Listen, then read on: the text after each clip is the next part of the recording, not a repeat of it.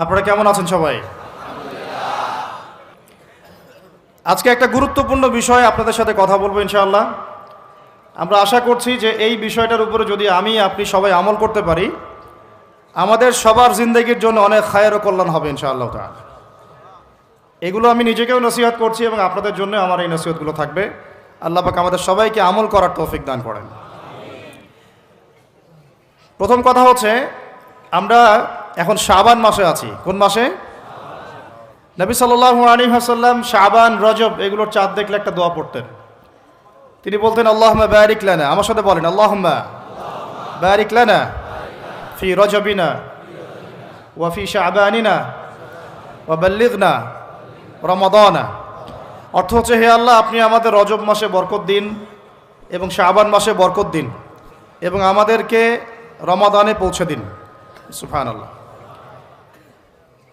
মুমিনের জীবনে যতগুলো ইবাদতের মৌসুম আছে, তার মধ্যে সবচেয়ে শ্রেষ্ঠ মৌসুম হচ্ছে রমাদান। সবচেয়ে শ্রেষ্ঠ মৌসুম কি? এই কারণে সাহাবায়ে কেরাম রাদিয়াল্লাহু আনহুম আজমাইন শাবান মাস থেকেই, বরং তার চেয়ে আগ থেকেই, রজব থেকেই, শাবান থেকেই রমাদানের প্রস্তুতি গ্রহণ করতেন। কি করতেন? কোন মাসের? কেন করতেন আমি একটু বুঝাই, আমার সাথে বুঝেন। আমাদের এই উম্মতের গড় আয়ু বনু ইসরাইলের মতো না। আমরা কি 500, 600, 1000 বছর বাঁচব? না, গড় আয়ু এই উম্মতের কম। এই কারণে আল্লাহ রাব্বুল আলামিন আমাদেরকে এই ইবাদত করার জন্যে অল্প সময়ে অল্প ইবাদতে যেন আমরা বেশি বেশি নেকি পাই, ফজিলত অর্জন করতে পারি, এই কারণে আল্লাহ রাব্বুল আলামিন আমাদেরকে কিছু মৌসুম দিয়েছেন, ইবাদতের কি মৌসুম। আর আল্লাহ পাক আমাদেরকে পাঠিয়েছেনই পৃথিবীতে তার ইবাদত করার জন্যে। যেমন আল্লাহ পাক কি বলেছেন সূরা যারিয়াতের 56 নম্বর আয়াতে আল্লাহ পাক বলেছেন যে, ওয়ামা খালাকতুল জিন্না ওয়াল ইনসা ইল্লা লিয়াবুদুন। আমি জিন জাতি আর মানব জাতিকে শুধুমাত্র আমার ইবাদত করার জন্যই সৃষ্টি করেছি। তাই না? আমাদের দুনিয়াতে আসার অন্য কোনো কারণ আছে? না। এখন আল্লাহ পাকের ইবাদত কি সবাই সমান করতে পারবে? উত্তর হচ্ছে না। আল্লাহ পাক বলছেন সূরা মুলকের মধ্যে গিয়ে বলছেন 2 নম্বর আয়াতে, আল্লাযী খালাকাল মাউতা ওয়াল হায়াতা লিয়াবলুয়াকুম আইয়ুকুম আহসানু আমালা। আমরা সবাই এটা তো পড়ি। রাতের বেলা সূরা মুলক পড়েন কে কে? হাত তোলেন। মাশাআল্লাহ, হাত নামান।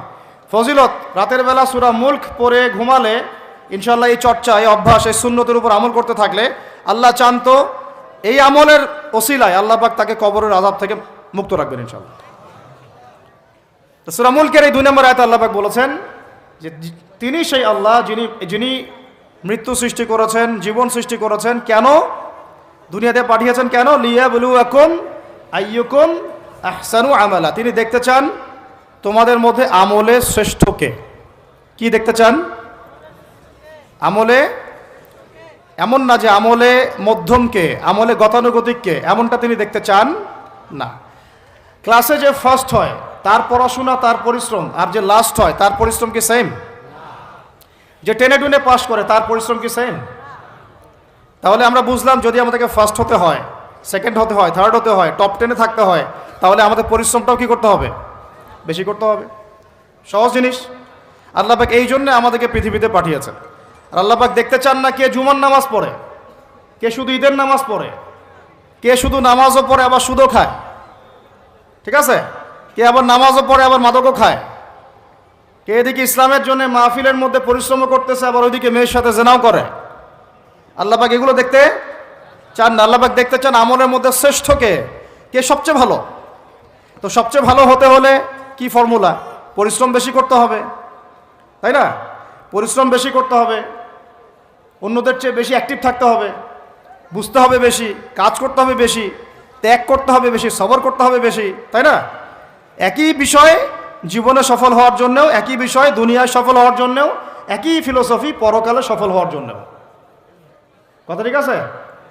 এখন আমাদের জীবনে একটা গন্তব্য আছে।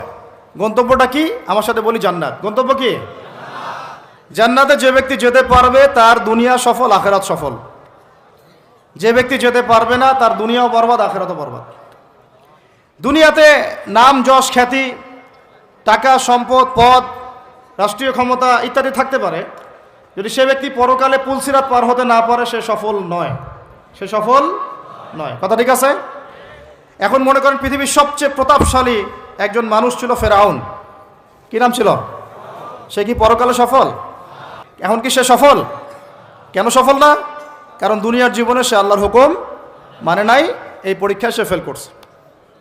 একই বিষয় এখানে অনেকের অনেক বড় বড় সম্পত্তি থাকতে পারে, ক্ষমতা থাকতে পারে, যদি ঈমান আমল এবং ইসলাম ঠিক না থাকে সে দুনিয়াতেও সফল না, পরকালেও সফল না।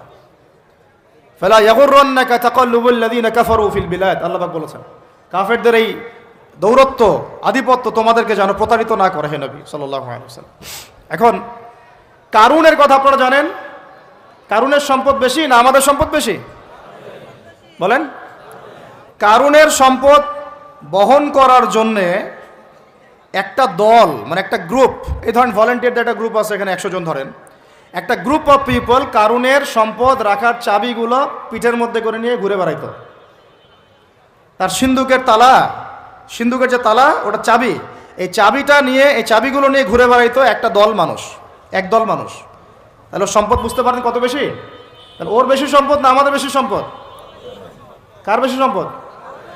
তাহলে এখন কারুন কি পরকালে সফল? তাহলে আলটিমেটলি কি সে সফল হতে পারলো? বুঝতে পারছেন কথা? তাহলে সফলতার সংজ্ঞা কি? সাফল্যের সংজ্ঞা কি? What is the definition of success? সাকসেসের সংজ্ঞা কি? ডেফিনেশন কি? যে ব্যক্তি পরকালে সফল হবে, জান্নাতে যেতে পারবে, নবীর সুপারিশ পাবে, হাউজে কাউসারের পানি পাবে, আল্লাহ পাক যাকে মাফ করে দিবেন, জান্নাতে ঢুকবে, জাহান্নাম থেকে বাঁচবে, একমাত্র সে সফল, আর কেউ সফল না।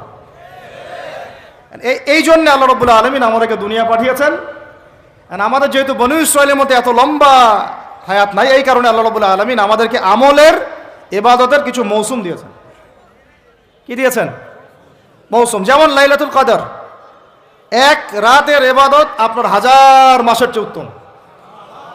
আপনারা তো সূরাটা জানেন, ইন্না আনজালনাহু ফি লাইলাতুল কদরি ওয়া মা আদরাকা মা লাইলাতুল কদর, লাইলাতুল কদরি খায়রুম মিন আলফি শাহর, লাইলাতুল কদর খায়রুম উত্তম মিন আলফি শাহর, 1000 মাসের চেয়ে। এটা ক্যালকুলেটর দিয়ে 12 দিয়ে ভাগ করার দরকার নাই। আল্লাহ পাকের, আল্লাহ রাব্বুল আলামিন যখন এই ধরনের কোনো শব্দ বলেন, এর মানে হচ্ছে অফুরন্ত নেকি দেওয়া। অফুরন্ত মানে এমন না যে 83 বছর এত মাস, এই ক্যালকুলেট করার দরকার নাই, এটা অনেকে করেন। যেমন একটা হাদিসে আসছে, নবী সাল্লাল্লাহু আলাইহি ওয়াসাল্লাম বলেছেন যে এই উম্মত ভাগ হবে 73 দলে, বনু ইসরাইল ভাগ হয়েছিল 72 দলে। হাদিস জানেন না? কুল্লুহুম ফিন্নার, সবগুলো জাহান্নামে যাবে, ইল্লা মিল্লাতান ওয়াহিদা, একটা মিল্লাত বাদ দিয়ে। কিলা, বলা হচ্ছে মান হিয়া ইয়া রাসূলুল্লাহ, ইয়া আল্লাহর রাসূল বলেন সাল্লাল্লাহু আলাইহি ওয়াসাল্লাম তারা কারা? নবীজি বলছেন সাল্লাল্লাহু আলাইহি ওয়াসাল্লাম মান আলাইহি ওয়া আসহাবি আল ইয়াউমা, আজকের দিনে আমি আর আমার সাহাবীরা যার উপরে আছে। মানে ওই 1400 বছর আগে আমি আর আমার সাহাবীরা যার উপরে আছে, আমি আর আমার সাহাবীরা যার উপরে আছি, মানে সাহাবীরা হচ্ছে মানদণ্ড। সাহাবীদের আমল, তাদের আকীদা, তাদের মানহাজ, তাদের মাযহাব, তাদের বুঝ, এগুলোকে ডিঙিয়ে আবার সামনে যাওয়া যাবে না। বুঝতে পারতেছি কিনা? মূল টপিকটা কি বললাম ভাই? আল্লাহ পাক আমাদেরকে এই দুনিয়াতে পাঠিয়েছেন তার ইবাদত করার জন্যে, ইবাদতের জন্য কিছু মৌসুম দিয়েছেন। তার মধ্যে অন্যতম একটা হচ্ছে রমাদান মাস। যেমন আমি এক্সাম্পল দিচ্ছিলাম, লাইলাতুল কদর খায়রুম মিন আলফি শাহর, 1000 মাসের চেয়ে কি উত্তম। একটা হাদিস বলছিলাম যে এগুলা, এই ধরনের শব্দগুলো যেটা বলা হয় যে আমরা ভাগ হয়ে যাব 73 দলে, বনু ইসরাইল ভাগ হয়েছিল 72 দলে, এর মানে এক্স্যাক্টলি 72, এক্স্যাক্টলি 73 না। বাংলাদেশে আপনি 100টার বেশি ইসলামের দল পাবেন না? তাহলে এখানে 73 শব্দের অর্থ হচ্ছে বেশি, অর্থ কি? সংখ্যা আধিক্য বোঝানো হচ্ছে এখানে। তো এইরকম করেই লাইলাতুল কদর যে 1000 মাসের চেয়ে উত্তম, এর মানে এই নয় যে এটাতে এভাবে 1000 দিয়ে গুণ করতে হবে, মানে 12 দিয়ে ভাগ করতে হবে 1000কে, ব্যাপারটা এমন না। এটা হচ্ছে আল্লাহ পাকের প্রশস্ততা, আল্লাহ পাক যত ইচ্ছা বাড়াই দিবেন ইনশাআল্লাহ। এখন লাইলাতুল কদর যেমন একটা মৌসুম, রমাদান একটা মৌসুম, শবে বরাতের 15 শাবান এটা একটা মৌসুম, আপনার জিলহজের প্রথম দশক একটা মৌসুম, হজের সময়গুলো একটা মৌসুম, এরকম করে আমলের কিছু মৌসুম আছে। কি আছে? সিজন আছে। তো সবচেয়ে সেরা সিজনটা হচ্ছে রমাদান। কি বললাম বলেন? আরেকটা প্রশ্ন এখানে উঠে আসবে যে রমাদান মাসটা কেন সবচেয়ে শ্রেষ্ঠ? এর উত্তরটাও কোরআনেই আছে, সূরা বাকারার 2য় পারার দিকে আছে। আল্লাহ পাক বলেছেন, বা'দা আউযু বিল্লাহি মিনাশ শাইতানির রাজিম, শাহরু রমাদানাল্লাযী উনজিলা ফীহিল কুরআন। রমাদান সেই মাস যে মাসে কি নাজিল করা হয়েছে? রমাদান মাসে কি নাজিল করা হয়েছে? এই কারণেই রমাদান মাসটা শ্রেষ্ঠ। এই কারণে কি রমাদান মাসটা শ্রেষ্ঠ। আর এই রমাদান মাসের আবার শেষ দশকে বেজোড় 5টা রাত পাওয়া যায়, 21, 23, 25, 27, 29। এর মধ্যে কোনো একটা রাত হচ্ছে লাইলাতুল কদর, কোনো একটা রাত। ওই রাতে আল্লাহ রাব্বুল আলামিন নাজিল করেছেন আল কোরআনুল কারীম। এখন আমাদের জীবনের যতগুলো সময় আমরা অলরেডি নষ্ট করে ফেলেছি। অনেকের বয়স এখানে 25, 30, 40, 50 ইত্যাদি, তাই না? অনেক সময় দেখা গেছে 10, 15 বছর, 20 বছর আপনি দিনের বুঝই ছিল না। এমন হয় নাই? হয় নাই? বহু মানুষ দেখা গেছে এখনও দিন বুঝেন না, বয়স 40, 50 হয়ে গেছে। এখন যদি একজন ব্যক্তির হায়াত থাকে 70 বছর, তাহলে তো আমল করার জন্য বাকি আছে 20 বছর। আর শেষের হয়তো 5 বছর সে আমল করতে পারবে না এত অ্যাক্টিভলি। শেষের বয়সগুলো কি হয়? মানুষ দুর্বল থাকে, দুর্বলতা ফিল করে, বিভিন্ন রোগ ব্যাধি বাসা বাঁধে, স্বাভাবিক। তাহলে আমাদের সবচেয়ে গোল্ডেন টাইম যৌবনকাল। কোনটা টাইম বলেন? যৌবনকাল বলতে কতটুকু? ধরেন 15 থেকে 40 বা 45, 50 হাইয়েস্ট, বা 20 থেকে 40। এই সময়টুকুর মধ্যে আমরা আবার বেশিরভাগ যুবক ছেলে পেলে হয় মেয়ে, অথবা জুয়া, অথবা পাবজি, অথবা ফ্রি ফায়ার, অথবা দেখা যায় জেনা, অথবা মাদক, অথবা রাজনৈতিক কোনো দল করতেছি। মানে আমরা আমাদের সময়গুলো অপচয় করতেছি এখানে, যুবকদের বেশিরভাগই। আর যারা এগুলো থেকে বাইরে ভাবছেন না আমি ভালো ছাত্র, পড়াশোনা করি ইত্যাদি ইত্যাদি, মাদ্রাসার কথা বলছি না, আমি আমাদের ভাইদের কথা বলছি, তারা আবার দেখা যায় এমন একটা ট্র্যাকে পড়াশোনা করেন যে বলতেছি যে 15 বছর পড়েন, 15 বছর পরেও 15টা সূরার আপনি তাফসীর জানেন না। 15টা হাদিস, আপনাকে মাফ করবেন, আমি আঘাত করতে চাচ্ছি না, পেটে বোম মারলেও 15টা হাদিস বের হয় না। এটা কি বাস্তবতা না? কথা ঠিক না ভুল? তাহলে এখন 15 বছরে আপনি 15 কোটি টাকা মনে হয় খরচ করেছেন পড়াশোনার জন্য। যারা বেসরকারি বিশ্ববিদ্যালয়ে পড়ে তাদের তো কথাই নাই, লক্ষ লক্ষ টাকা ঢালতেছে, থাকা খাওয়া, মানে চলাফেরা, মেসের লাইফ, ফ্ল্যাট ভাড়া নেওয়া, প্রাইভেট কোচিং, কত কি না করতেছেন। কিন্তু আলটিমেটলি ওই যে বললাম সাফল্যের সংজ্ঞা কি? পুলসিরাত পার হইতে হবে। তো পুলসিরাত পার হওয়ার জন্য যে এলেম লাগবে, ওই এলেমের সাথে আপনার এলেমের কোনো সম্পর্কই নাই। আমরা সবাই আল্লাহর খলিফা। আমরা কি সবাই আল্লাহর, মানে আল্লাহ পাকের প্রতিনিধি। তো তোমার খেলাফতে, তোমার রাজত্বে, তোমার মানে শাসন ব্যবস্থার মধ্যে এরকম হলো কিভাবে? তুমি আজকে উত্তর দাও সবার সামনে। মনে করেন না যে আল্লাহ পাক ধরবেন না, এটা বেশি না, অপেক্ষা করতে থাকেন। কতদিন বাঁচবেন? 100 বছর? 100-এর বেশি তো আর কেউ বাঁচবে বলে মনে হয় না এখন। আল্লাহ পাক এটা ধরার জন্য অপেক্ষা করছেন, যদি না আমরা ফিরে আসি। ফিরে এসে তওবা করলে আল্লাহ মাফ করে দেবেন ইনশাআল্লাহ। এরকম অনেক কথা আল্লাহ কোরআনে বলেছেন। সত্যি কথা বলতে আমরা এই কোরআনের প্রতি সত্যিকার অর্থে শ্রদ্ধাশীল না। মুখে মুখে বলি আমরা কোরআন ফলো করি, কোরআন ভালোবাসি, কোরআনের জন্য জান দিব ইত্যাদি ইত্যাদি। অনেক সময় দেখা যায় কোরআন আমরা তেলাওয়াতও করতে পারি না। তো যেই কিতাব তেলাওয়াতি করা শিখলাম না, তার জন্য আপনি জীবন দিবেন? যে কিতাবের তেলাওয়াতি আপনি শিখতে পারলেন না এখনো, এখন সেই কিতাবের হুকুম বাস্তবায়ন করবেন, এই পর্যন্ত ঈমান তো যাওয়া অনেক দূরের কথা, তাই না বিষয়টা? এর প্রতি ভক্তি শ্রদ্ধা তো আসবে না, কারণ তিলাওয়াতি তো এখনো শিখছেন না, অনুবাদ করছেন না, আয়াতের অর্থগুলো জানছেন না। এটা আল্লাহ পাক এই মানব জাতির জন্য পাঠিয়েছেন, পুরো মানব জাতির জন্য, শুধু মুসলিমদের জন্য না। এখানে আল্লাহ বলেছেন চুরি করলে চোরের হাত কেটে দাও। কি করো? কে শুনবে এই কথা? এখন কে মানবে এই কথা? আল্লাহ পাক বলেছেন যদি জেনা করে, এমনি জেনা করলে জনসমক্ষে 100 বেত্রাঘাত করবা। সূরা নূর, কোন সূরা?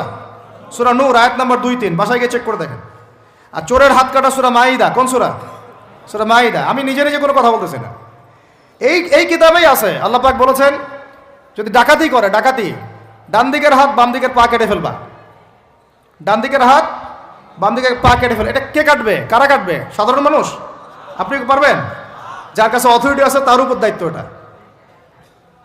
আমাদের উপর এটা দায়িত্ব না। আমাদের দায়িত্ব কি? আমাদের দায়িত্ব হচ্ছে জানানো, প্রচার করা, কারণ আমার কাছে ইলমটা আছে।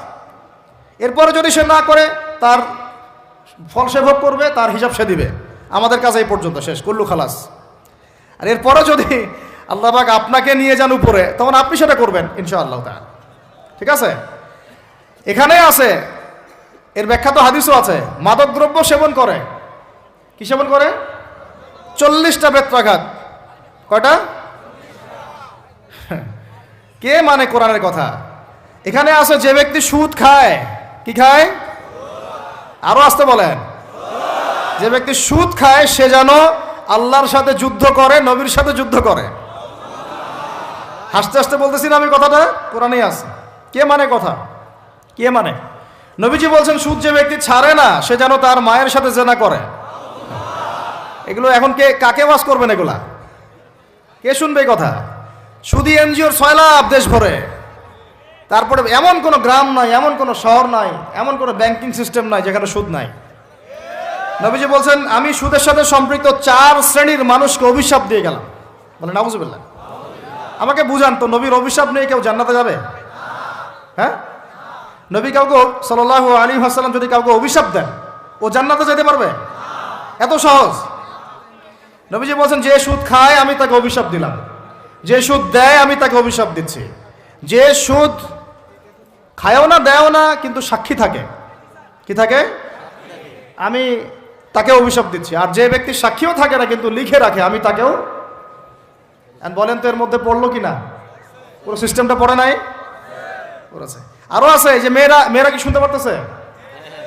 যেসব মেয়েরা পুরুষের পোশাক পরে, নবীজি বলেছেন সাল্লাল্লাহু আলাইহি ওয়াসাল্লাম কোন মেয়ে যদি ছেলের পোশাকও পরে, মানে ছেলের মতো শার্ট, ছেলের মতো প্যান্ট, জিন্স, গেঞ্জি, টি শার্ট, নাউজুবিল্লাহ, তাহলে নবীজি বলছেন ওই মেয়ের উপরে আমার অভিশাপ। এগুলো নিয়ে বললে তো অনেক কথা। মাদকদ্রব্য প্রস্তুতকারী বা মাদকদ্রব্যের সাথে সংশ্লিষ্ট 10 শ্রেণীর মানুষকে একই পাপের কাতারভুক্ত করা হয়েছে। যে খায়, যে খাওয়ায়, যে পরিবেশন করে, যে বানায়, এভাবে একটা তালিকা আছে। কে বুঝাবে? এখনকার আমাদের সমাজে এগুলো মূল সমস্যা না? একটা বিষয় খেয়াল করেন না, যে যখন সূর্য ডুবে যায় তখন পাখিগুলো কি করে বলেন? বাসায় ফিরে যায় না? মানে দিন শেষ, সূর্য ডুবে গেছে, এখন বাসায় ফিরতে হবে, তাই না? এভাবে আল্লাহ পাক রমাদান দিয়েছেন আমাদেরকে কেন জানেন? যাতে এই যে সারা বছর আমরা এদিক ওদিকে ছোটাছুটি করে দূরে সরে গেছি না, এখন কাছে আসো, ঘরে আসো, আল্লাহর কাছে আসো। রমজান মাসে কোথায় আসো? আল্লাহর কাছে আসো। এখন আল্লাহর কাছে আসতে হলে আপনার প্রিপারেশন লাগবে না? আমি আপনাদেরকে আজকে 15টা পয়েন্ট বলবো ইনশাআল্লাহ। বেশি বড় বড় করে না, জাস্ট সংক্ষিপ্ত করে 15টা পয়েন্ট। এই পয়েন্টগুলো আমাদেরকে রমাজানের আগেই নিজের মাথায় ঢুকাইতে হবে। পাক্কা নিয়াত করতে হবে আল্লাহ পাক যেন আমাকেও তৌফিক দেন, আপনাদের সবাইকে তৌফিক দান করেন। তো আমি যেটা বলছিলাম ভাই, আমাদের আগে ইলম শিখতে হবে, আমল বাড়াইতে হবে, ওলামা কেরামের সোহবত লাগবে, আর রিজিক হালাল করতে হবে। কি করতে হবে? কোন অবস্থায় সুদ, ঘুষ, হারাম, দুর্নীতির সামনেও যাবেন। যদি যান আপনি পরকালে পস্তাবেন, আর কিচ্ছু বলার নাই আমার। যদি যান তাহলে আপনি দুনিয়াতেও পস্তাবেন, পরকালে পস্তাবেন। আল্লাহ পাক আপনাকে হেফাজত করে না। আমি বের হয়ে আসেন, নিয়াত করেন, রিজিকের মালিক আল্লাহ। আর রজ্জাক কে? কে আর রজ্জাক? এই সাগরের নিচে যে মাছগুলো থাকে লক্ষ লক্ষ কোটি কোটি, কোনোদিন সুদ খায়, ঘুষ খায়, জুলুম করে? ওদেরকে কে খাওয়ায়? এই জমিনে যত প্রাণী আছে চাকরি বাকরি করে, কখনো ব্যবসা করে? কিছুই তো করে না। কে খাওয়ায়? তা আমাকে সুদি খাওয়া লাগলো, আমাকে রিজিকের জন্য সুদি খাওয়া লাগলো, হ্যাঁ? আমাকে ঘুষি খাওয়া, আমাকেই খাওয়া লাগলো, আমাকেই দুর্নীতি করতে হইলো। আল্লাহ পাক আমাদেরকে বুঝ দান করেন। আমি রিজিক আল্লাহ পাক দিবেন। যদি আপনি হারামে চান তখন হারামেই পাবেন, হালালে চাইলে আল্লাহ পাক হালাল রাস্তা বের করে দিবেন ইনশাআল্লাহ। তো এগুলো আমাদের কাজ ভাই। একদিন 2 দিনের মাহফিল করে আমরা সব কায়েম করতে পারবো না। তারপরে আমাদের পরিবারের আদর্শ ঠিক করতে হবে, পরিবারের মেয়েদেরকে পর্দায় রাখতে হবে, সবাইকে সৎ কাজে আদেশ করতে হবে, অন্যায় কি করতে হবে? নিষেধ করতে হবে, দাওয়াতের কাজ করতে হবে, আলেমদের সহমতে থাকতে হবে, উম্মাকে ঐক্যবদ্ধ করার চেষ্টা করতে হবে। তারপরে ইনশাআল্লাহ দিনের জন্য কিছু করা যাবে। ঠিক আছে কথা? আল্লাহ পাক আমাদেরকে বোঝার তৌফিক দান করেন। এখন আসেন ভাই, ওই 15টা পয়েন্ট আমি আপনাদেরকে বলি, এই 15টা মাথায় ঢুকান। এটা ভুলে যাবেন না আজকে, সব ভুলে গেলাম, ঠিক আছে? রমাজানের প্রস্তুতি নাম্বার 1, আমার সেটা বলেন। রমাজানের প্রস্তুতি নাম্বার 1 হচ্ছে যত দুনিয়াবি কাজ আছে সেই কাজগুলোকে কমিয়ে ফেলবো। 1, দুনিয়াবি কাজগুলো কি করব? মানে দুনিয়াবি যত কাজ, যত ব্যস্ততা যা আছে এগুলোকে কমায় নিয়ে আসবো, যাতে রমজান মাসে আমাকে বেশি বাইরে দুনিয়াবি প্রয়োজনে বাইরে বের হইতে না হয়, মানে বেশি ব্যস্ততা আমাকে দুনিয়ার জন্য না করতে হয়। মনে করেন যে আপনি চাইলে এখন যদি সামর্থ্য থাকে রমাদান এবং ঈদের বাজার করে রাখতে পারেন, কারণ লাইলাতুল কদর নষ্ট করে ঈদের বাজার, আর রমজানের অনেক রুহানিয়াত নষ্ট করে দেয় দুনিয়াবি বাজার ঘাট, তাই না? সবার সামর্থ্য হয় না, সবার সামর্থ্য হয় না, কিন্তু বড় বড় যে বিষয়গুলো আছে, বড় বড় খাবার, মৌলিক খাবার, এগুলো আপনি 2 মাসের জন্য বাসায় রাখতে পারেন যদি সামর্থ্য থাকে। সামর্থ্য নাই তাহলে সেটা আলাদা বিষয়। মোট কথা এটা শুধু একটা বিষয় বোঝাচ্ছি না, দুনিয়াবি যত ব্যস্ততা এগুলোকে কমায় রমাদানের জন্য প্রিপারেশন নিতে হবে। আল্লাহ পাক আমাদেরকে সবাইকে রমাদানের জন্য প্রিপারেশন নেওয়ার তৌফিক দান করেন। এটা হলো মনস্তাত্ত্বিক প্রিপারেশন, যে রমাদান আসতেছে, আমি শাবান মাসেই আমি আমার কাজগুলো গোছাই নিব যাতে রমজানে আমি ফারেক থাকি ইবাদতের জন্য। বুদ্ধিমানের কাজ না এটা? আল্লাহ পাক তৌফিক দান করেন, আমিন। 2 নম্বর হচ্ছে ভাই, রমাজানের আমরা সবাই 30টা সওম রাখবো বলে নিয়াত করি, আল্লাহ পাক তৌফিক দান করেন, আমিন। কিন্তু এখানে একটা কথা, 2 নম্বরটা হচ্ছে রোজা রাখার মতো রোজা রাখতে হবে। কি বললাম বলেন? রোজা রাখার মতো রাখতে হবে। এটা কেন বললাম, কেন বললেন ভাই? উত্তর দিচ্ছিস। উপোস থাকা, না খেয়ে থাকা আর সওম রাখা এক জিনিস নয়। পানি ছেড়ে দেওয়া, খাবার ছেড়ে দেওয়া আর ইসলামী সওম এক জিনিস নয়। অনেক ধর্মের মানুষ খাবার পানি ছেড়ে দিয়ে থাকে, উপাস থাকে, থাকে না? হাদিসের মধ্যে নবীজি বলেছেন যে যে ব্যক্তি রোজা রেখে অন্যায় কাজ ছাড়তে পারলো না, মানে আল্লাহর মাসিয়াত ছাড়তে পারলো না, এই যে কাবায়ের ফাওয়াহিশ এগুলো ছাড়তে পারলো না, অশ্লীলতা ছাড়তে পারলো না, মিথ্যা ছাড়তে পারলো না, বেহায়াপনা ছাড়তে পারলো না, তার না খেয়ে থাকায়, পানি না পান করায় আল্লাহর কিচ্ছু যায় আসে না। তার রোজার বিষয় বুঝলাম। রোজা কাকে বলে ভাই? মানে রোজা মানে হচ্ছে আমি আল্লাহ পাকের সমস্ত নিষেধ ছেড়ে দিব। কি করব? আল্লাহর সমস্ত নিষেধ। রোজা থেকেছি, পানি খাচ্ছি না, খাবার খাচ্ছি না, কার ভয়ে?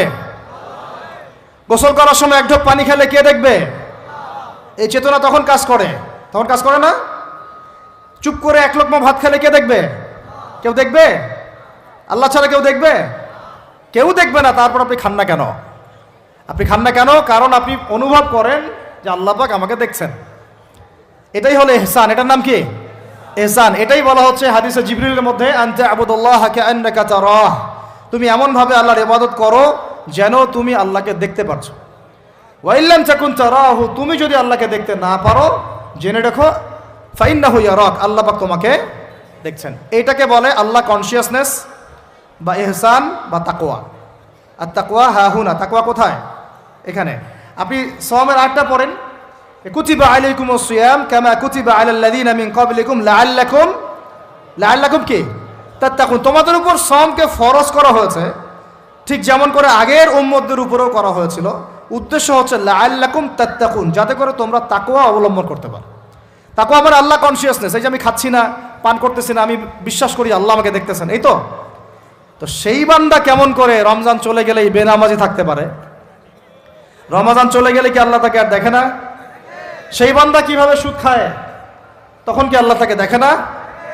সেই বান্দা, একই বান্দা কিভাবে জেনা করতে পারে? মেয়েকে নিয়ে কেমন করে বাইকে ঘুরতে পারে? কেমন করে গায়রা মাহরামের সাথে আমরা করতে পারি, ফ্রি মিক্সিং করতে পারি? কেমন করে সে জুয়া খেলতে পারে? কেমন করে সে মাদক খাইতে পারে? কেমন করে সে আল্লাহ দ্রোহী আইন বাস্তবায়ন করতে পারে? যদি সে এই চেতনা থাকে যে আল্লাহ আমাকে দেখছেন। এই চেতনাটাকে বদ্ধমূল করার জন্যই রমাজান আসে। বলেন সুবহানাল্লাহ। আমি বুঝাতে পারলাম রোজা রাখার উদ্দেশ্যটা কি?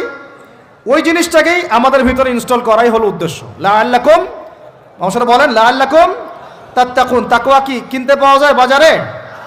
এই যে আল্লাহ পাক আমাকে দেখছেন, আমি খাবো না, আল্লাহ আমাকে দেখছেন, আমি পান করতে পারবো না, আমার রেস্ট্রিকশন আছে, পিপাসায় গলা ফেটে যাচ্ছে একেবারে রোদের মধ্যে, তাও খাচ্ছি না কেন? কার ভয়ে?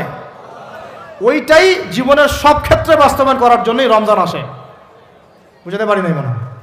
ওই চেতনাটাই, একই চেতনাটাই জীবনের সবগুলো কাজে বাস্তবায়ন করার জন্য কি আসে? রমাদানের সওম আসে। আমরা শুধু রোজার ফজিলত নিয়ে বয়ান করি, রোজা রাখলে 70 গুণ নেকি হবে না, 70 গুণ হবে, 700 গুণ বাড়াই দিবে। মূল কথা ফজিলত তো ফজিলত পাবই, মূল কথা এইটা, তাকেও অবলম্বন করতে হবে। আল্লাহ পাক আমাদেরকে তৌফিক দান করেন। কটা বলছি বলেন ভাই? দুইটা মনে থাকবে।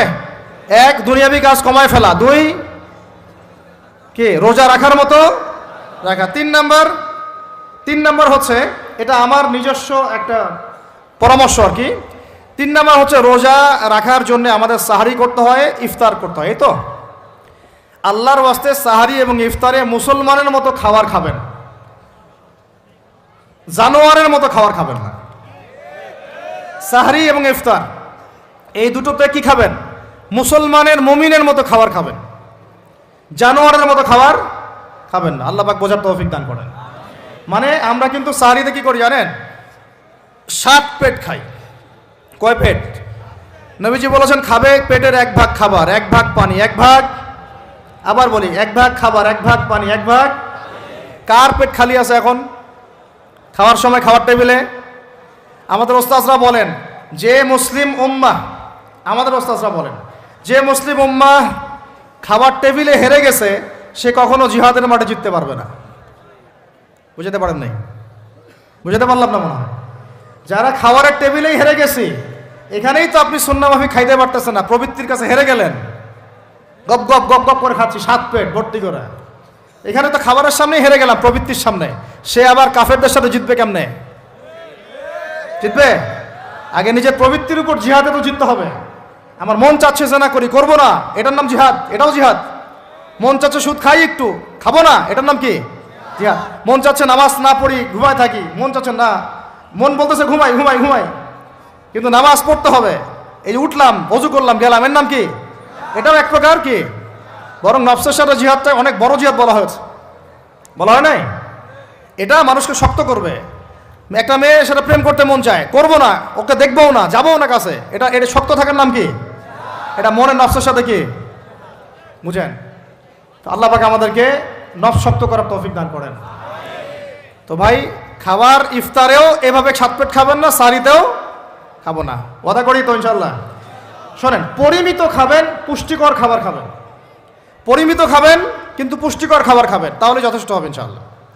আর এখনকার যে খাবার, এদের বেশিরভাগই ভেজাল। যত বেশি খাবো তত দ্রুত অসুস্থ হব। এই যে আমাদের ফিটনেস দিন দিন খারাপ হয়ে যাচ্ছে, তো এই যে আমরা দিন দিন যে দুর্বল হয়ে যাচ্ছি, বুঝতে পারতেছেন না আপনারা? এটা দিন দিন যে আমরা আগের জেনারেশনের মতো শক্ত না। আমাদের দাদারা, তার দাদারা যেরকম স্ট্রং ছিলেন, আমাদের ইয়াংরাও কিন্তু অত স্ট্রং না। একটা ইয়াং ছেলেকে আপনি এখন 50 বছরের একজন মুরব্বীর সাথে পাঞ্জা লাগায় দেন, পারবে না, ওই চাচাই জিতবে। তো এটার কারণ হচ্ছে ভেজাল খাবার, ভেজাল পরিবেশ, ভেজাল সব কিছু। আমরা যা খাচ্ছি বেশিরভাগই বিষ। আর আল্লাহর কসম, এগুলো মনিটর করার দায়িত্ব সরকারের, এগুলো মনিটর করার দায়িত্ব প্রশাসনের। এদেরকে মোবাইল কোর্টের আওতায় নিয়ে এসে একদম 1 বছরের জন্য ঢুকাইতে ভিতরে। আইনের সঠিক প্রয়োগ হলে এমনি সিধা হয়ে যাবে। বাঙালিদেরকে শুধু মিষ্টি মিষ্টি কথা বলে কাজ হবে না, মাঝে মাঝে কঠিন শাসন লাগে। বড় বড় কান্ট্রিগুলো আপনারা দেখে আসেন, মনে করেন রাস্তায় ড্রাইভিংয়ের সীমা দেওয়া আছে 100 কিলো, ওরা যদি 110 120 চালায়, কেউ কিচ্ছু বলবে না, কোনো ট্রাফিক পুলিশও নাই। মোবাইলে একটা মেসেজ চলে আসবে যে তোমার এই 1500 রিয়াল 2000 রিয়াল জরিমানা করা হয়েছে। দিবা না, ড্রাইভিং লাইসেন্স বাতিল। ওটা বাতিল তো হবেই, 6 মাসের জন্য জেল খাটবা। বাপ বাপ করে টাকা দিয়ে আসবে। টাকা না দিলেও আর ভয়ে চালাবে না, বাবারে বাবা একবার 1500 রিয়াল খাইছি, আর আবার খাওয়া যাবে না। আইন শুরু থাকলে হয় না, আইনের একদম কঠোর বাস্তবায়ন থাকতে হবে। এই জিনিসটা যদি থাকে, দেখবেন সমাজ ঠিক হয়ে গেছে ইনশাআল্লাহ। আল্লাহ পাক আমাদের সবাইকে কথাটা মন থেকে বোঝার তৌফিক দান করেন। আমরা কি কারো শত্রু? আমরা সবার শুভাকাঙ্ক্ষী। যদি এই জিনিসটা শক্তভাবে বাস্তবায়ন করা যায়, দেখবেন খাবারের ভেজাল এমনি বন্ধ হয়ে গেছে। মানুষকে মেরে ফেলতেছে খাবার দিয়ে, আর 3 দিনের বাসি তেল দিয়ে রান্না করছে, বললো একদম টাটকা রান্না, খেয়ে ফেলেন। এই যে কোলেস্টেরল বেড়ে গেল, ক্যান্সার হচ্ছে। গরু ইঞ্জেকশন দিয়ে ফুলায় ফাবায় মোটা তাজা করে ফেলা দিল, করে নাই? কি অবস্থা মানুষের বুদ্ধি! চালের মধ্যে এটা মিশাচ্ছে, ডালের মধ্যে ওইটা মিশাচ্ছে, পানির মধ্যে কি মিশাই দিচ্ছে, ড্রেনের পানি বলতেছে মিনারেল ওয়াটার। হ্যাঁ, ডাব খাবেন, ডাবের পানি আগে ইঞ্জেকশন দিয়ে বের করে ফেলাইছে, ও আগে খাই ফেলছে, অল্প একটু বাকি আছে, ওটার দাম হাঁকাচ্ছে 150 টাকা। নিচ থেকে উপর পর্যন্ত আমাদের সমাজে খালি প্রতারণা চলতেছে। এই কারণে আমাদের উপর থেকে আল্লাহর রহমত দিন দিন উঠে যাচ্ছে। আমাদেরকে সতর্ক হওয়া উচিত। আমাদেরকে সৎ হওয়া উচিত। সৎ হইতে পয়সা লাগে না। সৎ হইতে পয়সা লাগে? সবাই যার যার জায়গা থেকে ভালো হয়ে যায়, কিচ্ছু করা লাগবে না ইনশাল্লাহ। আপনি মাদক খায়েন না, কেউ জোর করে মাদক খাওয়াবে? আপনি নিজে সুদ খায়েন না, কেউ জোর করে সুদ খাওয়াবে? এখানে কেউ মাদকের দোকান দিল, আমরা খাই না, ও দোকান নিয়ে চলতে পারবে না? টামটোপলা বাঁধে চলে যাবে, কি করবে? যাইতে বাধ্য সে। আমরা খাইলে সে ব্যবসা করবে। আল্লাহর ওয়াস্তে আমরা কোনো রকম প্রতারণার কাছেও যাব না, হারামের কাছেও যাব না, এবং অন্যকে আমরা প্রতারিত করব না ইনশাআল্লাহ। বাজার মার্কেটে একটা অনেক জটিল বিষয়। রমজান মাস আসলেই দেখবেন দাম বাড়া শুরু হয়েছে। এখনই অসাধু ব্যবসায়ী যারা, ওরা রিস্টোর করে ফেলাইছে, ওরা আবার সিন্ডিকেট করে ফেলবে যে এই দামের বাইরে যাবে না। তখন আবার দেখবেন যে সরকার বিপাকে পড়ে গেছে, দাম আর কন্ট্রোল করতে পারতেছে না, তখন ভর্তুকি দেওয়া লাগতেছে, আবার ওদেরকে আইনে আওতা আনা লাগতেছে। মানে আমরা নিজেরাই ঠিক নাই। কারা ঠিক নাই? আমরা নিজেরাই ঠিক নাই। এই কারণেই তো আমরা মানে আমাদের সমাজের উপর থেকে আল্লাহ পাকের রহমত বরকতটা উঠে যাচ্ছে দিন দিন। আপনি দেখে নিয়েন যে পণ্যের দাম এখন 200 টাকা, রমজান মাস আসলে দেখবেন 250 টাকা 300 টাকা বাড়াই দিচ্ছে। এটা ব্যবসায়ীরা করবে, অনেকেই, অনেক অসাধু ব্যবসায়ী করবে, এটা অনেকেই করবে, এখনো চলতেছে। আমাদের বাংলাদেশে এমন কিছু নাই যেটা উৎপন্ন হয় না। আমরা যদি আমাদের এখানে সঠিক জাকাত ভিত্তিক অর্থনীতি থাকতো এবং সততা থাকতো, ইনসাফ থাকতো, আমানত থাকতো, আমাদের জিনিস আমরা খেয়ে শেষ করতে পারতাম না, এরপর বাকিটা রপ্তানি করতে পারতাম। অনেক কথা ভাই, এগুলো অর্থনীতির বিষয়, আরেকদিন কথা হবে ইনশাল্লাহ। রমজানে আসছি যেহেতু এতটুকু নসিহত করি। 3 নাম্বার, যে ভাই আমরা এমনভাবে খাবো না যে খাওয়ার মনে হয় জানোয়ারের খাবার। ঠিক আছে ভাই?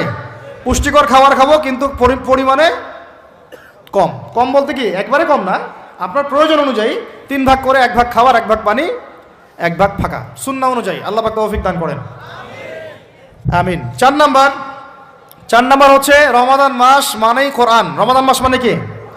এই রমজানে আমরা সবাই বেশি থেকে বেশি কোরআন তেলাওয়াত করবো ইনশাআল্লাহ। কারা কারা পারি হাত তুলি? আলহামদুলিল্লাহ, হাত নামান। সবাই পারেন কোরআন তেলাওয়াত? মাশাআল্লাহ, মাশাআল্লাহ। এটাই তো চাই, বাংলাদেশের ঘরে ঘরে প্রত্যেক ব্যক্তি যেন কোরআন তেলাওয়াত করা জানে। এটাই তো আমরা চাই। এমন যদি হয় যে 100% মানুষ কোরআন তেলাওয়াত করতে পারে, 16 কোটি মুসলিম, দিন কায়েম হয়ে যাবে ইনশাআল্লাহ, ইনশাআল্লাহ, ইনশাআল্লাহ। ভিতরে কাজগুলো করেন, আল্লাহ পাক তৌফিক দান করেন। তো ভাই কোরআন আমরা রমজানে বেশি থেকে বেশি পড়বো ইনশাআল্লাহ ভাই, ঠিক আছে? যারা পারি না, একটা লিমিট ফিক্স করি, কমপক্ষে দিনে 1 পারা, দিনে কমপক্ষে 1 পারা, তাহলে 30 দিনে 1 খতম হবে। ওকে, আরও বেশি পারি 2 পারা, তাহলে 2 খতম হবে। আরও বেশি পারি 3 পারা। এমন আমাদের ইমামদের যুগে, আমাদের 4 ইমামদের যুগে, সলফে সালেহিনদের যুগে প্রতিদিনই 1টা করে খতম দিতেন তারা। সুবহানাল্লাহ। তাদের সময় আল্লাহ বরকত দিয়েছিলেন, সুবহানাল্লাহ। সারা রাত জেগে তেলাওয়াত করতেছেন, নামাজ পড়তেছেন, দিনের বেলা তেলাওয়াত করতেছেন। রমজান মাস হচ্ছে কোরআন নাজিলের মাস। এই মাসে যে হতভাগা কোরআন পড়তে পারলো না, তার জন্য আফসোস করা ছাড়া কিছু করার নাই। রমজান মাসে কোরআন আগে পড়বো, কোরআন শিখবো, না পারলে কি করব? না পারলে 1 মাসে শিখবো, অন্যকে শেখাবো, কোরআনের দার্স দিব, কোরআনের মাহফিল হবে, কোরআনের তাবলিগ হবে, কোরআন নিয়ে আলোচনা হবে ইনশাআল্লাহ। আমরা জানবো কোরআনের মধ্যে কি আছে। এটা জানার সবচেয়ে উত্তম মাস হচ্ছে কি? রমাদান। আল্লাহ পাক তৌফিক দান করেন, আমিন। যারা আমরা আরবি জানি টুকটাক ভাঙাচোরা, তারা আমরা এটার অর্থ পড়বো ইনশাআল্লাহ। যারা আমরা আলেম ওলামা আছে অনেকেই, যারা ইফতা দিয়েছি, দাওরা দিয়েছি, বা আমরা তালেব ইলম ওলামা একরাম যারা আছে, আমরা এই কোরআনের তাফসিরগুলো পড়বো ইনশাআল্লাহ। মানে কোরআনময় রমাদান, কোরআনময় কি? এবং চেষ্টা করবেন, আমার খুব ইচ্ছা হয় যদি আল্লাহ পাক আমাকে ক্ষমতা দিতেন বা তৌফিক দিতেন, আমার ইচ্ছা হয় যে রমজান মাসে বাংলাদেশের যত মসজিদ আছে সমস্ত মসজিদে কোরআন শিক্ষা ফ্রি হয়ে যাবে ইনশাআল্লাহ। ভালো উদ্যোগ না? বাংলাদেশে কত মসজিদ আছে? 1000 না লাখ? লাখ না কোটি? হয়তো কোটি কোটি মসজিদ থাকতে পারে। প্রত্যেকটা মসজিদে যদি বিনামূল্যে কোরআন শিক্ষা কার্যক্রম করা যেত রমজান মাসে, 1 মাসে আপনি দেখতেন প্রায় মিনিমাম 5 কোটি মানুষকে কোরআন শেখানো যায়। তাও হাতে কলমে, তাও কি হাতে কলমে, বই দেওয়া হতো ফ্রি। আর ওই যারা টিচার ক্লাস নেবে ওদেরকে বেতন দিব, ভাতা দিব সরকার থেকে। দেওয়া যায় না? দেওয়া যায় না? আচ্ছা, যদি গভর্নমেন্ট নাও দেয়, আপনারা জাকাত থেকে দিতে পারেন, সদকা থেকে দিতে পারেন, পারেন না? নিজেদের পকেট থেকে দিতে পারেন, নিজের ব্যবসা থেকে দিতে পারেন, এলাকা ভিত্তিক দিতে পারেন। কত উৎস আছে না? যদি এভাবে প্রত্যেকটা মসজিদ থেকে কোরআন শিক্ষা কার্যক্রম চালু করা হয় রমজান মাসে, আমরা দোয়া করি আল্লাহ পাক যেন এই কথাটা পৌঁছে দেন উপরের লেভেলে, এবং তারা উদ্যোগ নেয়। জানি না উদ্যোগ নেবে কিনা, আমাদের দায়িত্ব পৌঁছে দিলাম। তো অ্যাটলিস্ট যদি সবগুলো মসজিদে নাও হয়, প্রত্যেকটা এলাকায় যদি একটা করে মসজিদও হয়, তবুও দেখবেন কয়েক কোটি মানুষকে কোরআন শেখানো যাবে ইনশাআল্লাহ। কোরআন ছাড়া এই জাতিকে আপনি ফিরাতে পারবেন না। কোরআন ছাড়া এই যুবকদেরকে মাদক থেকে ফেরানো যাবে না। কোরআন ছাড়া এই যুবকদেরকে জেনা থেকে ফেরানো যাবে না। এই টিকটক প্রজন্ম হয়ে এরা নষ্ট হয়ে গেছে, শেষ হয়ে গেছে। আশঙ্কাজনক হারে এখন জেনা, ব্যভিচার, পরকী এগুলো বেড়ে গেছে। মাদক দ্রব্যের কি ছয়লাভ, এই যে গুন্ডামি, মাস্তানি, ছিনতাই কারা করতেছে? যারা ইয়াং ছেলে পেলে এরা করতেছে। এদেরকে ফিরাইতে হইলে কোরআন ছাড়া কোনো গতি নাই। আইয়ামে জাহেলিয়াতের সেই মানুষগুলো কোরআনের আলোয় শ্রেষ্ঠ মানুষে পরিণত হয়েছে। কথা বুঝতে পারেন নাই? আইয়ামে জাহেলিয়াতের সেই মানুষগুলা যারা একসময় নিজের মেয়েকে দাফন করেছিল জীবন্ত। ইন্না লিল্লাহি ওয়া ইন্না ইলাইহি রাজিউন। চিন্তা করা যায়? আপনি আপনার মেয়েকে দাফন করতে পারবেন জীবন্ত? পারবেন? বলেন। এরকম মানুষ যারা এই কাজ করেছিল, তারা কোরআনের সংস্পর্শে এসে সোনার মানুষে পরিণত হয়েছে। এই কিতাব আল্লাহ পাক নাজিল করেছেন ওই ঘরের উপরে উঠিয়ে রাখার জন্য না, মাঝে মাঝে বের করবো, ধুলা মুছবো, চুমু খাবো, রেখে দিব, এই জন্য না। বাবা মারা গেছে, খুললাম, পড়লাম, সওয়াব বক্সায় দিলাম, এই জন্য না। শুধু এই কিতাব আল্লাহ পাক নাজিল করেছেন যারা আমরা হৃদয়ে ধারণ করি। কোথায় ধারণ করি? তো হৃদয়ে ধারণ করবো তো তখনই যখন আমি বেশি তেলাওয়াত করব, বেশি বেশি পড়বো, সবাইকে পড়াবো, শেখাবো। আল্লাহ পাক আমাদের সবাইকে কোরআনের বিপ্লব ঘটানোর তৌফিক দান করেন, আমিন। তো প্রিয় ভাইরা, 4 নম্বর কাজ, কোরআন শিখবো, পড়বো, শেখাবো, দর্শ দিব। কোরআনের একদম বিপ্লব। রমজান মাসে ইনশাল্লাহ কোরআনময় রমাদান হবে ইনশাল্লাহ। রমজান মাসে অন্য কোনো বইও পড়ার দরকার নেই। প্রয়োজনে কোরআন পড়েন, হাদিস পড়েন, আর কোরআন পড়েন। কোরআন এবং হাদিস, অন্য কোনো বই, বিষয়ভিত্তিক বই পড়ার দরকার নাই। আর অ্যাটলিস্ট 1 মাস আপনি না পড়েন। এরপরে আসি 5 নাম্বার। একটু বড় হয়ে যাচ্ছে যদিও, আমি সংক্ষিপ্ত করে বোঝাচ্ছি, শোনেন। 5 নাম্বার হচ্ছে রমাদান মাসে, একটু ধৈর্য ধরেন। রমাদান মাসে আমরা ফরজ ইবাদতগুলোকে সর্বোচ্চ গুরুত্ব দিব ইনশাআল্লাহ। যেমন সবার আগে কি? সালাত। এই একটাই বল, সালাত। সালাত নাই, ইসলাম নাই। সালাত নাই, সে ব্যক্তি মুসলিম না। সোজা কথা শুনেন, সালাত অস্বীকার করে সে ব্যক্তি মুসলিম না। নবীজি বলছেন, মান তারাকা সালাতান মুতাআম্মিদান ফাকাদ কাফারা। কেউ যদি ইচ্ছা করে সালাতকে অস্বীকার করে, ছেড়ে দেয়, সে ব্যক্তি কি হয়? কাফারা, কুফরি করে। সালাত না পড়ার কারণে ইমামগণ বলেছেন তাকে মুসলমানদের কবরস্থানে দাফনও করবা না। কোন কোন ইমাম বলেছেন তাকে জানাজাও দিবা না। কোন কোন ইমাম বলেছেন তাকে জেলখানায় বন্দি করে রাখবা। কোন কোন ইমাম বলেছেন তাকে মৃত্যুদণ্ডের শাস্তি দিবা। আমি এমনি বলতেছি না, ইমামদের কওলগুলো পড়ে দেখেন। নামাজ না পড়াটা যেমন তেমন পাপ না তো, ইচ্ছা হইলে পড়লাম, ইচ্ছা হইলে পড়লাম না, এমন না। যারা নামাজি তারাও যদি নামাজে সচেতন না হয়, তাদের জন্যও শাস্তি আছে। নাউযুবিল্লাহ। ফাওয়াইলুল লিল মুসাল্লিন আল্লাযীনা হুম আন সালাতিহিম সাহুন আল্লাযীনা হুম ইউরাউনা ওয়া ইয়ামনাউনাল মাউন। এখানে বলা হচ্ছে মুসল্লিদের জন্য দুর্ভোগ, যে মুসল্লিরা নামাজ সম্পর্কে গাফেল, উদাসীন। আবার যারা মানুষকে দেখানোর জন্য নামাজ পড়ে এবং এই যে ছোটখাটো সাহায্য করতে অস্বীকৃতি জানায়, সূরা মাউন পড়েন, তাহলে মুসল্লিদের জন্য গাফেলতির যদি শাস্তি হয়, তাহলে যারা পড়ে না ওদের কি হবে? রমাদান মাসে শক্ত করে নামাজ ধরবেন ইনশাআল্লাহ, আল্লাহ পাক তৌফিক দান করেন। 5 ওয়াক্ত নামাজ চেষ্টা করব জামাতে পড়ার জন্য। যদি জামাত ছুটেও যায়, তাও পরে জামাত করে নেবেন। সেটাও না পড়েন, অ্যাটলিস্ট বাসায় পড়বেন। রাজি আছেন? এখন কথা হচ্ছে যে নামাজের সাথে আরো অনেক ফরজ আছে না? যেমন পর্দা কি ফরজ না? যাকাত ফরজ না? তারপরে আল্লাহ পাকের আনুগত্য করা, এটা ফরজ না? রাসূলের আনুগত্য, তাওহীদ ফরজ না? সুন্নত। এই জিনিসগুলো, ফরজগুলোকে শক্ত করে ধরবো ইনশাআল্লাহ। রাজি আছেন? তাহলে 4 নাম্বার হচ্ছে রমজান, এটা কি 5 নাম্বার না? 5 নাম্বার, রমজান মাসে ফরজ ইবাদতগুলোতে সর্বোচ্চ গুরুত্ব দিব ইনশাআল্লাহ। রাজি? 6 নাম্বার হচ্ছে, এটা কত? 6 বলছি? 5। 6 নাম্বার হচ্ছে ফরজের পাশাপাশি সুন্নত এবং নফলের পাবন্দি। ফরজের পাশাপাশি সুন্নত এবং নফলের পাবন্দি মানে দেখেন, ফরজ নামাজের আগে পিছে অনেক নামাজ আছে না সুন্নত? দৈনিক 12 রাকাত সুন্নত যে ব্যক্তি পড়বে তার জন্য জান্নাতে ঘর নির্মাণ করা হবে। কোন 12 রাকাত? ফজরের আগে 2, ফজরের আগে, জোহরের আগে 4, তারপরে 2, তারপরে মাগরিবের পরে, এশার পরে, মোট কত হইল? 12। এই 12 রাকাত নামাজ যে ব্যক্তি দৈনিক পড়বে তার জন্য জান্নাতে ঘর নির্মাণ করা হবে। তো রমজান ছাড়া এগুলো ধরার উত্তম কোনো সময় আছে? অনেক সময় মিস হয়ে যায়। রমজানে যারা ধরি আমরা, আল্লাহ পাক তৌফিক দান করেন। এর পাশাপাশি দেখেন দৈনন্দিন অনেক সুন্নতের আমল আছে না, বিভিন্ন কাজের দোয়া, মাসনুন দোয়া, জিকির আজকার, এগুলো আছে না? এই প্রত্যেকটা কাজকে শক্ত করে রাখতে ধরবো ইনশাআল্লাহ, আল্লাহ পাক তৌফিক দান করেন, আমিন। যে কাজটা করবেন তার আগে জেনে নেবেন ওই কাজটা কিভাবে করলে সুন্নত হবে।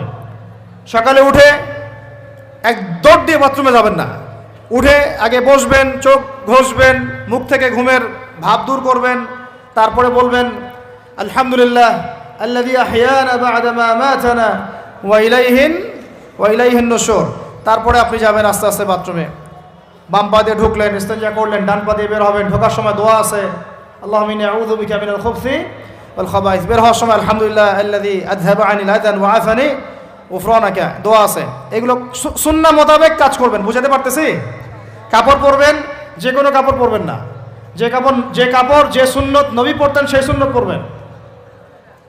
চেহারা নবীর মতো হতে হবে, ক্লিন শেপ চেহারা চলবে না, ক্লিন শেপ চেহারা চলবে না। অনেকে মনে করেন যে এটা তো ফরজ কিছু না, এত তাচ্ছিল্য করেন কেন? এটাকে শেভ করা মানে হলো নবীর সুন্নতকে জবাই করা। বুঝাতে পারি নাই? এক মুষ্টি রেখে কাটেন, সেটা আলাদা ইস্যু, আলাদা মাসআলা। কিন্তু পুরুষের চেহারায় দাড়ি থাকতেই হবে, মাস্ট বি। পোশাক আশাক থাকতেই হবে নবীর মতো। আমরা আমাদের সংস্কৃতি নিয়ে গর্বিত না? গর্বিত না? ইসলামিক সংস্কৃতি কোনো দেশ, জাতি, বর্ণ নির্দিষ্ট করে আছে না সবার জন্যে? আমাদের নবী কি আরবদের নবী না পুরো বিশ্বের নবী? তাহলে আমাদের নবীর সুন্নত কি শুধু আরবরা পালন করবেন, আমরা সবাই করব? এখন আমাদের সবার চেহারা নবীর সুন্নাহ অনুযায়ী হতে হবে। গোফ ছোট করতে হবে, দাড়ি লম্বা করতে হবে, পোশাক ঠিক করতে হবে, টাকনুর উপরে কাপড় পরতে হবে। এখন ছেলেরা পরে টাকনুর উপর কি, হ্যাঁ ছেলেরা পরে টাকনুর নিচে, আর মেয়েরা পরে কি উপরে। এরপরে বসে ছেলের সাথে বাইকে, দেখবেন হাঁটু পর্যন্ত দেখা যায়। বিষয়টা এমন না? এখন হুজুর আপনারাও দেখেন না? আমরা দেখি না, আপনারা দেখান। আমরা কি করি না? আমরা দেখি না, বরং আপনারা দেখান। দেখালে আমরা চোখটা সরাই বলি আউযু বিল্লাহি মিনাশ শাইতানির রাজিম। চোখে বললে আমরা কি বলি? আউযু বিল্লাহি মিনাশ শাইতানির রাজিম। এখন আসেন, আমাদের পোশাক আশাক, কথাবার্তা, চলাফেরা, আমল, খাওয়া, ঘুম, ব্যবসা বাণিজ্য যা আছে, রাজনীতি, অর্থনীতি, সমাজনীতি, সব কিছু নবীর সুন্নাহ মাফিক ঢেলে সাজাইতে হবে। রাজি কি না? রমজান মাসে এটা নিয়াত করা যাবে ইনশাআল্লাহ? ইনশাআল্লাহ, আল্লাহ পাক তৌফিক দান করেন, আমিন। কয়টা বলছি ভাই? 6টা? 7টা? 6টা। 7 নম্বর আসেন ভাই। 7 নম্বর হচ্ছে আমরা কোনো অবস্থায় হারাম কোনো রিজিকে যাব না। রাজি? রোজা রাখতেছেন, ইবাদত করতেছেন, নামাজ পড়তেছেন, তারাবি পড়বেন, অনেক কিছু করবেন। এবার এদিকে রিজিকে সুদ, এদিকে রিজিকে ঘুষ, রিজিকে এখানে দুর্নীতি, এখানে করাপশন, এখানে মাপে কম দেওয়া, একটা ইবাদতও কবুল হবে না। হারাম রিজিক থাকলে বিশ্বাস করেন, আমি এমনি কথা বলতেছি না। নবী সাল্লাল্লাহু আলাইহি ওয়াসাল্লাম বলেছেন ইন্নাল্লাহা তাইয়্যিব লা ইউকবালু ইল্লা তাইয়্যিব। আল্লাহ পবিত্র, আল্লাহ পবিত্র ছাড়া গ্রহণ করেন না, কবুল করেন না। মুসাফিরের দোয়া আল্লাহ ফিরায় দেন না। সেই মুসাফির যদি হারাম খায় সেই দোয়াও কবুল হচ্ছে না। একজন মুসাফির হাত তুলে দোয়া করছিলেন, নবীজি বলছেন মাথায় ধুলা, গায়ের কাপড় ঠিক নাই, মুসাফির সেজদায় আল্লাহর কাছে দোয়া করছে, হাত তুলে দোয়া করছে, আল্লাহ আমাকে এইটা দাও, ওইটা দাও, ইয়া রব্বি ইয়া রব্বি ইয়া রব্বি। নবীজি বলছেন এই ব্যক্তি যদিও মুসাফির, কিন্তু কিভাবে তার দোয়া কবুল হতে পারে? তার পানীয়টা হারাম, তার খাবারটা হারাম, তার পোশাকটা হারাম। বুঝতে পারছি ভাই? এমনিতে মুসাফিরের দোয়া কবুল হয়। 3 ব্যক্তির দোয়া আল্লাহ ফিরায় দেন না। কয় ব্যক্তি? এক নম্বর হচ্ছে মুসাফির, 2 নম্বর হচ্ছে কি সন্তানের জন্য পিতামাতার দোয়া, আর 3 নম্বর কি মাজলুমের দোয়া। মাশাআল্লাহ, আপনারা তো জানেন ভালোই। মাজলুম মানে কি? যার উপর জুলুম করা হয়, যার উপর জুলুম করা হয়েছে। আমরা এখন কিন্তু সবাই মাজলুম। তো মুসলিম উম্মাই এখন মাজলুম। কথা প্রসঙ্গে চলে আসলো, 3 ব্যক্তির দোয়া আল্লাহ পাক ফেরত দেন না, মাজলুম, সন্তানের জন্য পিতামাতার দোয়া এবং মুসাফিরের দোয়া। কিন্তু যদি রিজিক হারাম হয় তাহলে হবে না। তাহলে আমাদের নসিহত নাম্বার কত? এটা 7। আমরা কোনো অবস্থায় হারাম রিজিকে সম্পৃক্ত হব না, রোজা রেখে তো মোটেই না, এবং এটা চর্চা করব যাতে করে আমরা হারাম থেকে বেঁচে থাকতে পারি। ঠিক আছে ভাই? 8 নাম্বার হচ্ছে আমরা রমজান মাসে সবার জাকাতগুলো দিয়ে দিব ইনশাআল্লাহ। জাকাত যাদের ফরজ হয়েছে আল্লাহর রাস্তায় জাকাত দিয়ে দেন। জাকাত দিবেন না, এটাও জাহান্নামে যাওয়ার অন্যতম কারণ। ওই সম্পদগুলোকে এভাবে গলানো হবে, গলিয়ে মুখে, গালে, পার্শ্বদেশে, চামড়ায় লাগিয়ে দেওয়া হবে। নাউজুবিল্লাহ। সূরা তাওবায় আছে এটা। কোন সূরায়? তাওবায়। জাকাত দিতে হবে। কেউ যদি জাকাতকে অস্বীকার করে সে কাফের হয়ে যাবে। কেউ যদি জাকাতকে অস্বীকার করে কি হয়ে যাবে? কাফের হয়ে যাবে। কেউ যদি মনে করে নামাজ ফরজ, নামাজ মানি, জাকাত মানি না, কি হয়ে যাবে? কাফের হয়ে যাবে। এখন আমার কথা হচ্ছে, ইসলামী অর্থনীতির মূল ভিত্তি হচ্ছে জাকাত। জাকাত যদি ঠিকঠাক মতো দিতেন, বাংলাদেশে একটা দরিদ্র মানুষও খুঁজে পাওয়া যাইতো না। এটা গাল গল্প না, এটাই বাস্তবতা। কিন্তু আমরা সেটা বাস্তবায়ন করতে পারি নাই, পারছি না।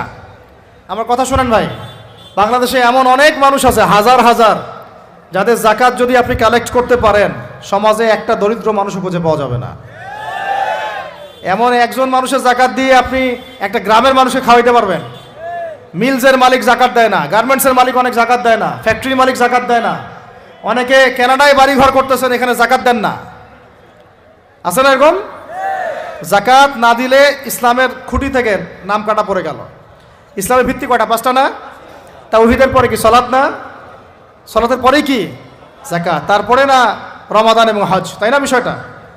আল্লাহ পাক আমাদেরকে ইসলামের এই 5টা পিলারের অন্যতম পিলার জাকাতের উপর আমল করার তৌফিক দান করেন।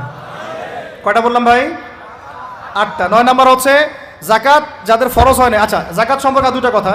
জাকাত কিন্তু সোনারও জাকাত আসে, রূপারও জাকাত আসে, এই গবাদি পশুরও জাকাত আসে, আবার কৃষি জমিরও কিন্তু জাকাত আসে। কৃষি জমির ফসলের কি হয়?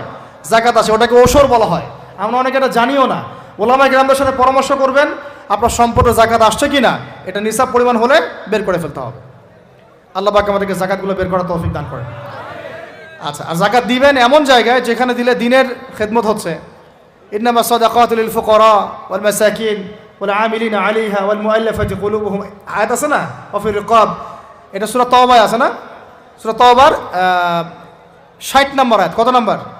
60। সূরা তাওবার কত নম্বর? এই সূরার 60 নম্বর আয়াতে জাকাতের 8টা খাত বর্ণিত আছে।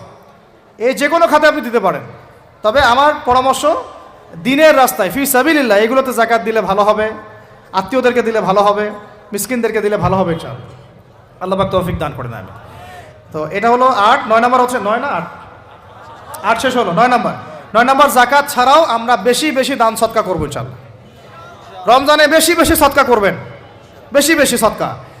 মানে সদাকার এমন ক্ষমতা আছে যে আপনার তাকদিরে মনে করেন একটা বিপদ লেখা আছে, মনে করেন তাকদিরে একটা বিপদ আছে, আপনি এখানে সদকা করছেন, সদকা করছেন, এই সদাকার ওসিলাতে আল্লাহ পাক আপনার এই বিপদটা দূর করে দিতে পারেন। একটা রোগ হয়েছে, বিপদে পড়ে গেছেন, এখন যদি গোপনে গোপনে সদকা করতে থাকেন এবং ওই ওসিলায় আল্লাহর কাছে দোয়া করেন যে আল্লাহ এই সদকার ওসিলায় আমার এই বিপদটা তুমি কাটায় দাও, আল্লাহ কাটাই দেবেন ইনশাআল্লাহ। সদকার এমন ক্ষমতা আছে, তবে এটা ঢাকঢোল পিটায় না, যত পারেন গোপনে গোপনে। হ্যাঁ, প্রকাশ্যেও দেওয়া যায়, গোপনে দেওয়া উত্তম। গোপনে দেওয়া কি উত্তম, প্রকাশ্যেও দেওয়া যাবে, কোনো সমস্যা নাই। আমরা সদাকা দিব, বেশি বেশি চেষ্টা করবো আত্মীয়র হক দেওয়ার, আত্মীয়দেরকে দেওয়ার জন্যে, প্রতিবেশী, আমাদের সমাজের ইয়েতিম, আমাদের সমাজের বিধবা, আমাদের সমাজের মিসকিন, ভালো ভালো জায়গায় সদকা করবেন। ঢাকা শহরে দেখা যায় অনেক সময় আমরা গাড়ি দিয়ে যাই, গাড়ির সামনে গ্লাসে নক করে টাকা যাচ্ছে, আল্লাহর ওয়াস্তে কিছু দেন। কে জানি এই হাদিসটা ভিক্ষুকদেরকে শিখাইছে। কোন হাদিস জানেন? যে আল্লাহর ওয়াস্তে কারো কাছে কিছু চাইলে ফিরাইতে হয় না। আল্লাহর ওয়াস্তে যদি কেউ আপনার কাছে কিছু চায়, যে আল্লাহর ওয়াস্তে ভাই আপনার কাছে আমি 10টা টাকা চাচ্ছি, থাকলে দেন, তাহলে এটা ফিরাইতে হয় না। বেচারা আল্লাহর ওয়াস্তে চাইছে, আমি ফিরাবো কেন? আল্লাহর দোহাই দিছে। তো প্রত্যেকটা ভিক্ষুক দেখবেন চায় আল্লাহর ওয়াস্তে দেন, সেটা নিয়ে গাঁজা খাক আর কি করে করবো, আল্লাহর ওয়াস্তেই চাচ্ছে। তো অনেক সময় দেখা যায় অনেক ভিক্ষুকের ফ্ল্যাট আছে ঢাকায়, কি আছে, আর আমরা ভাড়া থাকি, যারা দেই তারা ভাড়া থাকি। হয় ভিক্ষুকের ফ্ল্যাট আছে। সুবহানাল্লাহ। তো প্রতারণা যুক্ত, বোঝার বুদ্ধি নাই কোথায় দিলে ভালো হবে, এই জন্যে বাছাই করে করে সৎকা করবেন, দিনই খাতগুলোতে বেশি সৎকা করবেন। আল্লাহ পাক তৌফিক দান করবেন। আর সবচেয়ে ভালো হয়, আমার পরামর্শ, সবচেয়ে ভালো হচ্ছে আত্মীয়দেরকে দিবেন। এখানে আপনি দুইটা নেকি পাবেন। কয়টা? এক, আত্মীয়র হক রক্ষা করলেন, হক আদায় করলেন, তার নেকি, সৎকা তো করলেন, এটার নেকি আছে। আবার আত্মীয়র সম্পর্ক বজায় রাখলেন, সুসম্পর্ক বজায় রাখলেন, এটা আরেকটা নেকি। আত্মীয়তার সম্পর্ক রক্ষা করা বিশাল ইবাদত। মানে এটা এটা সিলাতুর রাহিম, এটা আল্লাহ পাকের আরশের সাথে ঝুলে থাকে। যে আত্মীয়তার সম্পর্ক রক্ষা করে আল্লাহ পাক তাকে রক্ষা করবেন। আত্মীয়তার সম্পর্ক যে নষ্ট করে দেয় আল্লাহ পাক এই কেটে ফেলবেন এটাকে। আত্মীয়তার সম্পর্ক নষ্ট করতে হয় না। আত্মীয়তার সম্পর্ক নষ্টকারী জান্নাতে যায় না। তো প্রিয় ভাইরা, আমরা আত্মীয়তার সম্পর্ক রক্ষা করবো ইনশাল্লাহ। আর আত্মীয়দের মধ্যে সবাই একরকম হয় না, এক মানুষ এক এক বুঝের। কেউ হয়তো আলট্রা মডার্ন, কেউ এক্সট্রা অর্ডিনারি মডার্ন, ঠিক আছে, কেউ দিনের ধার কাছেও নাই, কেউ নাস্তিক, এরকম আছে তো নাকি? তা আপনি সৌজন্যমূলক সম্পর্ক বজায় রাখবেন। সালাম কালাম বিনিময়ে আসলে মেহমানদারি করা, সৌজন্যমূলক সম্পর্ক কি করবেন? বজায় রাখবেন। আল্লাহ পাক আমাদেরকে বোঝার তৌফিক দান। কটা বলছি? 8 না 9? 9টা। 10 নম্বর হচ্ছে ভাই, রোজা রেখে বেশি বেশি ইস্তেগফার করবেন। কি করবেন বলেন? রোজা রেখে বেশি বেশি ইস্তেগফারের সবচেয়ে ছোট্ট বাক্যটা হচ্ছে আস্তাগফিরুল্লাহ ওয়া আতুবু ইলাইহি। কি বললাম বলেন? আস্তাগফিরুল্লাহ ওয়া আতুবু ইলাইহি। এইটুকু পারা যাবে না? দিনে কমপক্ষে 100 বার। কতবার? দিনে কমপক্ষে 70 বার বা 100 বার। দিনে কমপক্ষে 70 বার বা 100 বার। আরও বেশি পারলে আরও ভালো। ওই যে হিসনুল মুসলিম একটা বই আছে না, বা কিতাবুজ জিকির, কিতাবুদ দোয়া, আল আসকার, এমন অনেক বই পাওয়া যায়। এই বইগুলো কিনবেন, ওখানে দেখবেন অনেক জিকির আজগার দেওয়া আছে, দৈনন্দিন জিকির আজগার দেওয়া আছে, তাসবিহ তাহলিল দেওয়া আছে, সকাল সন্ধ্যার মাসনুন দোয়াগুলো দেওয়া আছে। এগুলো মুখস্থ করেন। কিছু হলেই হুজুর দোয়া করে দেন, হুজুর ফু দিয়ে দেন, হুজুর পানি পরা দেন। আগে হুজুরের উপর ডিপেন্ডেন্সি কেন? নিজে আল্লাহর কাছে চাওয়া শিখেন। সেজদায় গিয়ে আল্লাহকে বলেন, আল্লাহ আমার অসুস্থ, আমি অসুস্থ, আমাকে শেফা দাও। সেজদায় গিয়ে বলেন, আল্লাহুম্মা আতিনা ফিদ দুনিয়া হাসানা ওয়া ফিল আখিরাতি হাসানা ওয়া কিনা আযাবান নার। হাত উঠান, আল্লাহকে বলেন, আল্লাহুম্মা আইনি আলা যিকরিকা ওয়া শুকরিকা ওয়া হুসনি ইবাদাতিক। আল্লাহকে বলেন, ইয়া শাফি, ইয়া আল্লাহ, ইয়া রহমান, ইশফিনি, আমাকে শেফা দান করেন। আগে আল্লাহর সাথে কথা বলা শিখেন, তাই না ভাই? তারপরে দোয়া নিবেন, পানি পরাও নিতে পারেন, ঝাড়ফুঁক নিতে পারেন, সেটা আছে বৈধতা অবশ্যই, এটাও ঠিক আছে। কিন্তু আগে আপনি আল্লাহকে চিনতে শিখেন। বেশি বেশি রোজা রেখে ইস্তেগফার করবেন। আল্লাহ পাক তৌফিক দান করেন, আমিন। একটা বইয়ের নাম বলেছে হিসনুল মুসলিম, আল আসকার, কিতাবুদ দোয়া, এরকম অনেকগুলো বই আছে বাজারে। এগুলো কিনে বাসায় মুখস্থ করার চেষ্টা করেন। আল্লাহ পাক তৌফিক এনায়েত করেন, বলি আমিন। কয়টা বললাম? 10টা। ঠিক আছে। 11 নম্বর হচ্ছে, শোনেন, 11 নম্বর হচ্ছে, দেখেন, কোরআন খুলবেন, দেখবেন প্রথমে রোজার প্রসঙ্গ যেখানে আসছে, কুতিবা আলাইকুমুস সিয়াম, সেখানে আগে আসছে সিয়ামের কথা, তারপরে আসছে শাহরুর রমাদান আল্লাযী উনজিলা ফীহিল কোরআন, কোরআনের কথা, তারপরে আবার আসছে ওয়াইদা সাআলাকা ইবাদি আন্নী ফাইন্নী করিব, দোয়া করার কথা। সুবহানাল্লাহ। কিসের কথা? প্রথমে আসছে রোজা রাখার কথা, তারপরে কোরআনের কথা, তারপরে আল্লাহর কাছে কি করার কথা? দোয়া করার কথা। যখন আমার বান্দারা তোমাকে জিজ্ঞাসা করে, যে আমার সম্পর্কে জিজ্ঞাসা করে, ওয়াইদা সাআলাকা ইবাদি আন্নী, বলো ফাইন্নী করিব, আমি কাছেই আছি, উজিবু দাওয়াতাদ দাঈ ইযা দাআন, দোয়াকারী যখন দোয়া করে আমি তার দোয়া শ্রবণ করি। সুবহানাল্লাহ। ফালিয়াস্তাজিবু লি ওয়াল ইউমিনু বি, আমি তার দোয়া শুনি, অতএব সেও যেন আমার কথা শুনে। সুবহানাল্লাহ। এবং আমার প্রতি ঈমান নিয়ে আসে। তাহলে রোজা রেখে বেশি বেশি কি করব বুঝে ফেলছেন? কি বলেন? দোয়া করবেন। কোরআনের পরে কিসের কথা আসছে? রোজাদারের দোয়া ফেরত দেওয়া হয় না। দোয়া কবুল হওয়ার অন্যতম একটা অস্ত্র হচ্ছে রোজা রেখে দোয়া করা। কেমন করে ফেরত দিবে? আল্লাহর জন্য আমরা না খেয়ে আসেন, তাই না? আল্লাহ পাকের মায়া হবে না, দয়া হবে না? আমার বান্দা না খেয়ে আছে, আমার বান্দা পানি ত্যাগ করছে, হালালগুলো ছেড়ে দিয়েছে আমার জন্যে, তা আমি কেন তার দোয়া? অবশ্যই আল্লাহ পাক উপযুক্ত মনে করলে দোয়া কবুল করবেনই করবেন ইনশাআল্লাহ তাআলা। দোয়া করার পদ্ধতি জানতে হবে। হারাম খাওয়া যাবে না, শিরক করা যাবে না, বেদাত করব না। ইনশাআল্লাহ দোয়া করার আগে আল্লাহর প্রশংসা করব, নবী সাল্লাল্লাহু আলাইহি ওয়াসাল্লামের প্রতি দরুদ পড়ব। ঠিক আছে। দোয়া কবুলের সময়গুলো বেছে বেছে দোয়া করব, ইনশাআল্লাহ দোয়া কবুল হবে। আল্লাহ পাক আমাদেরকে রোজা রাখা অবস্থায় বেশি বেশি দোয়া করার তৌফিক দান করেন। কটা হচ্ছে? 11। 12 নাম্বার হচ্ছে রমজান মাসে তারাবির নামাজ জামাতে পড়ব। কি বললাম বলেন? রমজান মাসে সালাতুত তারাবি জামাতে পড়ব। এখন আমি আরো 3টা কথা বাড়াই দিচ্ছি। কেউ হজম করতে পারলে করেন, যদি না করতে পারেন বদহজম হয়ে যায়, কিছু করেন নাই। বদহজম যদি হয়ে যায় পরে আমাদের সাথে মাদ্রাসায় এসে বসেন, কিতাবপত্র খুলে দেখাবো, কথা হবে ইনশাল্লাহ। ঠিক আছে? অনলাইন গরম করার দরকার নাই। রমজান মাসে আমরা তারাবির নামাজ পড়বো ইনশাল্লাহ জামাতে। কোথায়? জামাতে ইনশাল্লাহ। 1। 2 নাম্বার তারাবির নামাজ পড়বো 20 রাকাত। কত রাকাত? 20 রাকাত। আর যদি বলেন যে আমি ভাই কম পড়ি, পড়েন আপনি বাসায়, কোনো সমস্যা নাই। আপনি আপনার মতো করে বাসায় পড়েন, কোনো সমস্যা নাই। যদি উমর রাদিয়াল্লাহু আনহু এর উপর আমল করে থাকেন, আমার আমল করতে কোনো সমস্যা নাই। যদি উসমান রাদিয়াল্লাহু আনহু 2 আযান চালু করে থাকেন, তাহলে আমার আমল করতে কোনো সমস্যা নাই।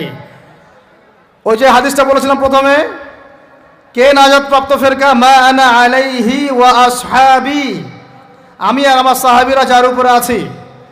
আরেকটা হাদিস কি? আলাইকুম বিসুন্নতি ওয়া সুন্নতি খুলাফায়ে রাশিদিন মাহদিয়িন মিন বাদি, তোমাদের উপর অবধারিত হচ্ছে, ওয়াজিব হচ্ছে আমার সুন্নতকে আঁকড়ে ধরা এবং আমার সাহাবীদের সুন্নতকে কে আঁকড়ে ধরা। কার কার সুন্নত? আমার সুন্নতকে আঁকড়ে ধরো এবং আমার সাহাবীদের সুন্নতকে আঁকড়ে ধরো, খোলাফায়ে রাশেদার সুন্নতকে আঁকড়ে ধরো, যারা মাহদিয়িন হেদায়েত প্রাপ্ত মিন বাদি, আমার পরে। সাহাবায়ে কেরাম যদি কিছু চালু করেন, আমল করতে কোনো দোষ নাই, বরং এটাই হচ্ছে সুন্নতের আরো শ্রেষ্ঠ অনুসরণ। কারণ আমি তো ওমরের চেয়ে বড় পরহেজগার হইতে পারবো না। পারবেন? তাহলে আমি তো উসমানের চেয়ে দিন বেশি বুঝি না। তিনি যদি 2 আযান চালু করতে পারেন, তাহলে আমি তাকে বেদাতি বলতে পারি না, নাউযুবিল্লাহ। যদি আমি তাকে এভাবে শব্দ প্রয়োগ করা হয়েছে বাংলাদেশে, উসমান রাদিয়াল্লাহু আনহু যদি 2 আযান চালু করে থাকে, ওটা বেদাত হয়ে গেছে, নাউযুবিল্লাহ। বলেন নাউযুবিল্লাহ। সাহাবীরা কিছু চালু করলে যদি বেদাত হয়, তাহলে সুন্নত হবে কি? তো এখানে প্রমাণিত একটা চিরায়ত একটা আমল সলফে সালিহিন যুগ থেকে চলে আসছে। আমরা তারাবি জামাতে পড়বো ইনশাআল্লাহ। 2 সর্বোচ্চ সংখ্যায় পড়বো ইনশাআল্লাহ। আমরা 20 রাকাত পড়বো ইনশাআল্লাহ। আপনি যদি 8 রাকাত বা 12 রাকাত 14 রাকাত 15 রাকাত পড়তে চান, পড়েন, কোনো সমস্যা নাই। আপনার সাথে আমি যুদ্ধ করতে যাব না, এটা তো ফরজ না। ফরজ কি? যুদ্ধ করার দরকার নেই, পড়তেছে পড়ুক, সমস্যা নাই। আমরা 20 রাকাত পড়বো ইনশাআল্লাহ। সমস্যা আছে কোনো? কেউ যদি 20 রাকাতকে বেদাত বলে, তখন সমস্যা হবে। যদি কেউ 20 রাকাতকে কি বলে? বেদাত বলে, তখন সমস্যা হবে। তখন বলবো যে মাদ্রাসায় আসেন, বসেন। মাদ্রাসা আসতে চায় না, অনলাইনে ভাস চায়, মাদ্রাসা আসতে চায় না। কারণ মাদ্রাসা আসলে বইপত্র তো পড়তে বলবো যে এই যে আরবি কিতাবটা পড়েন, পড়তে পারবে না। তো আমরা ওলামায়ে কেরামের সোহবতে যেহেতু আসি, ওলামায়ে কেরামদের সম্মিলিত ফতোয়া, তারাবির সালাত কত রাকাত? ব্যাস পড়বো ইনশাআল্লাহ। 1 নম্বর জামাতে পড়বো, তারপরে ইনশাআল্লাহ আমরা 20 রাকাত পড়ার চেষ্টা করব। বাধ্যতামূলক না ভাই, আপনি চাইলে অল্প পরে চলেও যেতে পারেন। আপনি টায়ার্ড হয়ে গেছেন, 10 রাকাত পড়ছেন, 12 রাকাত পড়ছেন, বাসায় গিয়ে বাকিটা পড়বেন বা পরে পড়বেন, বা পড়লেনও না, গোনা হবে না। কিন্তু একটা চিরায়ত একটা সুন্নাতকে বেদাত বলতে পারেন না। বেদাত বললে তখন আপনার সাথে বাহাস হবে। কি হবে? বাহাস হবে। আর 3 নম্বর কথা হচ্ছে, তারাবির সালাত আমরা খতমে তারাবি পড়বো ইনশাআল্লাহ। একদম খতমে তারাবি। এটা নিয়েও কত কথা উঠছে, খতমে তারাবি বেদাত। আরে ভাই, রমজান মাসে যদি কোরআন খতম না দেয়, কোন মাসে খতম দিবে? এখনো তো মক্কা মদিনায় আপনি দেখবেন কি হচ্ছে, খতমে তারাবি এখনো ওখানে হচ্ছে। তো ওখান থেকে জোরে আমিন নিয়ে আসতে পারেন, 20 রাকাত তারাবি আনতে পারেন না? ওখান থেকে আপনি রফুল ইয়াদাইন নিয়ে আসতেছেন, ঠিক আছে, ওকে ফাইন, আমরা কোনো ঝগড়া করতেছি না, এটা আছে, দলিল আছে, আমল করুক, সমস্যা নাই। কিন্তু আপনি সেখান থেকে খতমে কুরআন নিয়ে আসতে পারতেছেন না। আমরা কিছু নিব না, এমন কেন হচ্ছে? কে বলছে যে তারা কোনো মাযহাব ফলো করে না? তারা হাম্বলি ফিকহ ফলো করে চলে। তারা নির্দিষ্ট এবং 4 মাযহাবের 4টা ফিকহের ব্যাপারে তারা উদার। বড় বড় বিশ্ববিদ্যালয়গুলোতে 4টা মাযহাবের গভীর পড়াশোনা করানো হয়। এরপরে যদি কেউ মুস্তাহিদ হয়ে যায়, সে তখন ইজতিহাদ করে চলবে ইনশাআল্লাহ। কিন্তু ওই রকম দাবি কয়জন করতে পারে যে আমি মুস্তাহিদ হয়েছি? তো আল্লাহ পাক আমাদেরকে তৌফিক দান করেন, এগুলো কথা বোঝার তৌফিক দান করেন। এগুলো বলতে চাইনি, প্রসঙ্গ এসে গেল, বলে ফেললাম। এখন ভাই বলেছি তারাবির নামাজ জামাতে, খতমে তারাবি চেষ্টা করবো ইনশাআল্লাহ 20 রাকাত পড়া। আল্লাহ পাক তৌফিক দান করে। কত বললাম ভাই? 12, 7, 3টা 13, 14, 15। 13 হচ্ছে কিছুটা সময় হলেও আল্লাহকে ডাকার চেষ্টা করেন, সুন্নত নফল কিছু পড়ার চেষ্টা করেন, দোয়া করেন, কিছু কোরআন তেলাওয়াত করেন, ওই সময় আল্লাহ পাকের রহমত নেমে আসে। আল্লাহ পাক আহ্বান করতে থাকেন, কে আছো আমার কাছে চাইবা, কে আছো আমাকে ডাকবা, কে আছো আমাকে আমার কাছে কিছু চাইবা, ডাকবা, ক্ষমা প্রার্থনা করবা, আমি তোমাকে ক্ষমা করে দিব, আমি তোমাকে যা চাও তাই দিব, আমি তোমার ডাকে সাড়া দিব। এইভাবে আল্লাহ পাক ফজর পর্যন্ত বলতে থাকেন। ইনশাআল্লাহ ইনশাআল্লাহ এটাকে কিয়ামুল লাইল করবেন, তাহাজ্জুদ পড়বেন। এটা তাহাজ্জুদ আপনি এমন না যে আপনি তারাবি পড়েছেন বলে পরে আর নামাজ পড়তে পারবেন না, এমন না কিন্তু বিষয়টা। আপনি পরেও শেষ রাত্রেও নামাজ পড়তে পারবেন ইনশাআল্লাহ। আল্লাহ পাক তৌফিক দান করেন, আমিন। 13 হয়েছে, 13 শেষ, 14 হচ্ছে ভাই, যদি সামর্থ্য থাকে রমজান মাসে একটা ওমরা করে আসেন।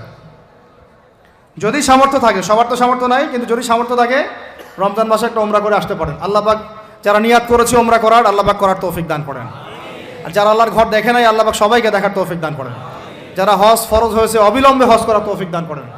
আল্লাহ পাক আমাদের সবাইকে ফরজ হজ আদায় করার তৌফিক দান করেন। এবং যাদের সামর্থ্য আছে, আল্লাহর মাকবুল বান্দা, তাদেরকে আল্লাহ পাক বেশি বেশি আল্লাহর ঘর জিয়ারত করার তৌফিক দান করেন, আমিন। তো ওইখানে না গেলে ভাই ইসলামের অনেক কিছু বোঝা যায় না, মন থেকে উপলব্ধি করা যায় না। এই যে রাসূলের জীবনী আপনি পড়তেছেন, সুন্নতগুলো আমল করতেছেন, যখন তার রওজার সামনে দাঁড়াবেন, সালাম দিবেন, আসসালামু আলাইকা আইয়ুহান নবী ওয়া রাহমাতুল্লাহি ওয়া বারাকাতুহু, আপনার কলিজাটা একদম কেঁদে উঠবে। তখন মনে হবে যে এখানে নবী সাল্লাল্লাহু আলাইহি ওয়াসাল্লাম এখানেই আছে। তো তার যুদ্ধ করা সেই বদরের মাঠ, সেই উহুদের প্রান্তর, সেই বনু কুরাইজা, সেই আপনার মসজিদে কুবা, এই মক্কা, এই বাইতুল্লাহ, এই হারাম, এগুলো না দেখলে, চোখে না দেখলে আপনি উপলব্ধি করতে পারবেন না, ফিলটা আসবে না। কথা বুঝতে পারছেন? আল্লাহ পাক আমাদেরকে সামর্থ্যবানদেরকে ওমরা করার তৌফিক দান করেন। এরপরে হচ্ছে যে কটা শেষ হয়েছে? 14টা, 13টা, 14টা হয়ে গেছে।